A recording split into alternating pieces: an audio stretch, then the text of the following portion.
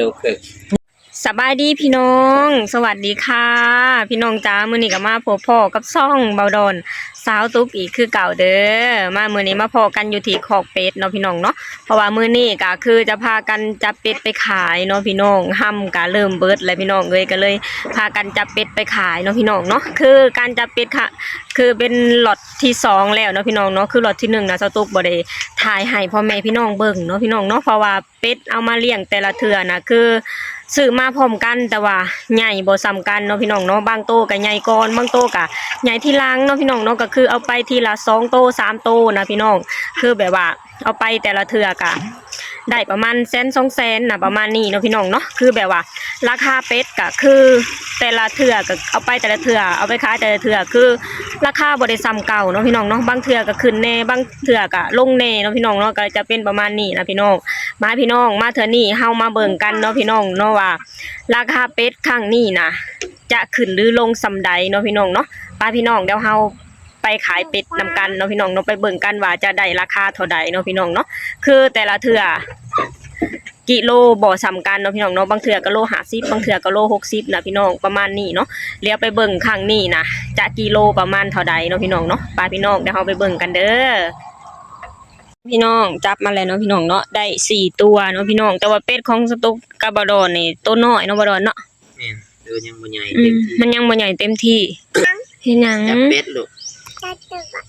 ป้าพี่น้องนะคะไปเบิ่งกันว่าจะได้จักโลแล้วก็จะได้เท่าใดแล้วก็ราคาเท่าใดตอนนี้เนาะพี่น้องเนาะราคาโลนึงเท่าใดเนาะพี่น้องเพราะว่าแต่ละเทื่อก็ราคามันบ่คือกันเนาะเดี๋ยวก็ขึ้นเดี๋ยวก็ลงป้าพี่น้องนะคะไปเบิ่งกันมาชมบรรยากาศยามเช้าๆประมาณ7ที่บ้านของสตุ๊ก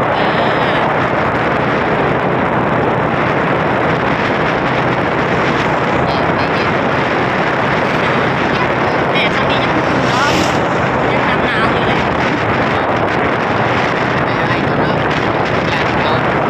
ยังเข้าไปตลาดปลา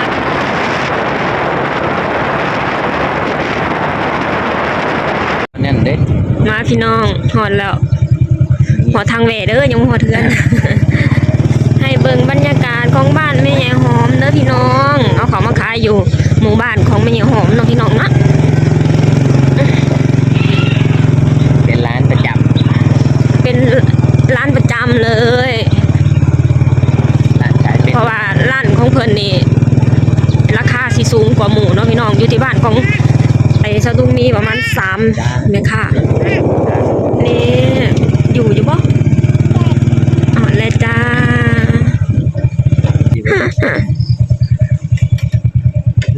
เมื่อเฮือนปกติให้2 บาทโอ้มา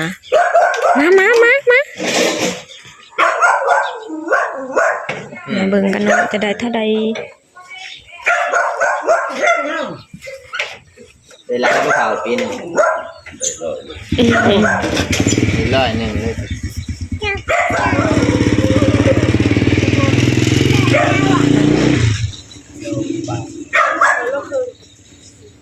ลูกคือนี่เป็นแบบ9 โลเพิ่นว่าได้9 โลสั่นเป็นต้นน้อยๆได้9 โลโอ้ยบ่ได้ดอกเป็นติโต4 โตอีช้างอะไรคุณเอาคุณเบิ่งดูผู้เบิ่งมันนี่ไปโลก็ได้ให้เราหาชิมหาคนที่เขาฆ่าได้โล55พี่น้องโล55ช้างแสนกับ2,000อีช้างจะเอาเงินน้ำน้องเลยเอาเงินให้อ้ายนะให้เอ้ยเด้อ300,000ไปสนใจเด้อสนใจเด้อเอาผู้หญิงบ่แม่ไม่ยิงเอามาเฮ็ดหยังแน่นะตอนเช้าหันลบคนเป็ดคนไก่คั่วเป็ดคั่วไก่นี่แหละโดยฮอด12 โมงฮอด12 โมงเดือน1 2 ล้านแบบว่าคั่วไก่แล้วมื้อนะบ่ฮอดลังมื้อก็บ่ฮอดโดยแล้วมาแต่6 โมง6 โมงให้ฮอดพี่อ๋อต้องใช้ว่าให้น้องลูกชอยเดี๋ยวสิถามเบิ่งคะแนนว่ามีสิบอกแล้วแค่มาอยู่แล้วเดือน1 2 ล้านหาอ๋อโดยเฮ็ดเวียกหันนักใส่คั่วไก่เวียกเฮือนก็บ่มีดอกลูกปล่อยล่างถวยล่างโบสูเฮือนสูซานกับมันโดย สิถามเบิ่งคะแนนว่าเห็นน่ะนะเห็นเขาเจ้าต้องการ เล็กน้อยแบบฉลาดนี่แหละ โดย เอาแล้วเงินน้ำหนักนะ ว้าวได้นั่นแล้ว เงินคู่มือก็ได้ โดย คู่มือก็ได้แบบว่าแล้วเอาเงินลง จ่ายเป็นรายวันก็ได้ โดย พี่สะดวกมาเงินนั้นโทรศัพท์กับบ่ได้ชื่อแบ็คบ่ได้ชื่อนั่นหรอกคอยลินได้ไป บ่เปลือง โดย เคยปันเลย มันแล้วบ่ลูก ไทยมาให้แม่ดูอันโตยกงหน่อยเอาเงินมาให้แม่โดย บ่เปลืองอันเงินชื่ออันบัตร เอาอีหล่ะเอาว่าตัวน่ะ ปันแล้ว อันแทนบ่น้องให้ แม่จ้ะ 300,000 ใจเด้อ ใจเด้ออ๋อใจเด้อ เดี๋ยวเอาไปหน้า50เมนต์50มา โดย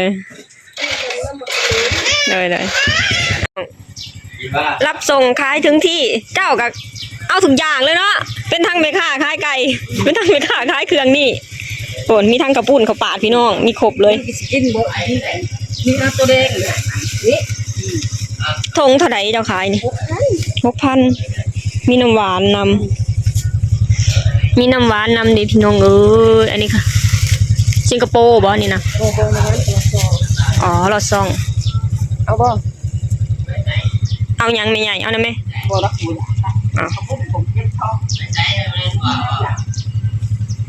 มาให้เราสิมื้อ ไปก็ได้ เอาไข่ปิ้งก็มีได้นี่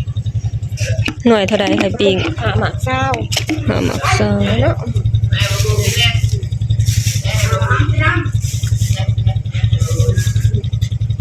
ไข่แห้ง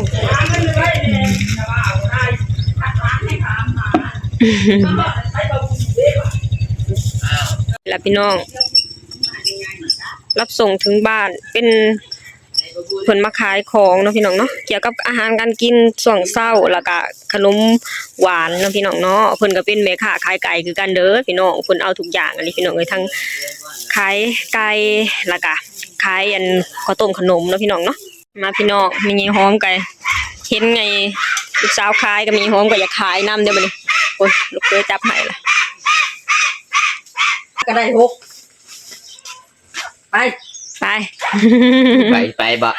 ฮะ ไปบ่ อ้าวคันจะไปเจ้าก็ไป มาไปพอมาไป บอกมาแย้วได้เท่าใดน่ะ ว่าเราจองแล้ว บ่2โล มันเนาะ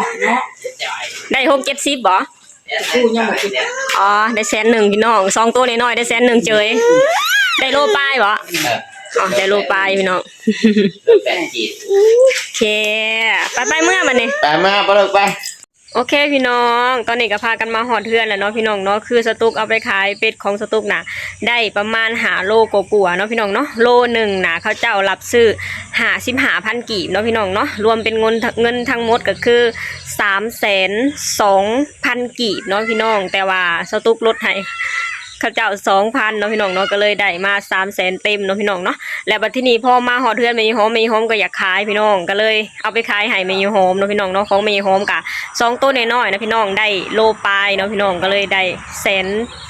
100,000เต็มเลยเนาะพี่น้องเนาะคือแบบว่าแม่ยายหอมเพิ่นก็บ่มีเงินใช้แล้วพี่น้องเพิ่นก็เลยให้เอาไปขายให้เนาะพี่น้องเนาะคืออยู่ที่เฮือนของเพิ่นก็เขาเจ้าก็แบบว่าเขาเจ้าอยากได้คนงานเนาะพี่น้องเนาะอยากได้คนงานไปอยู่นํนะพี่น้องคือเพิ่นบอกว่าครัว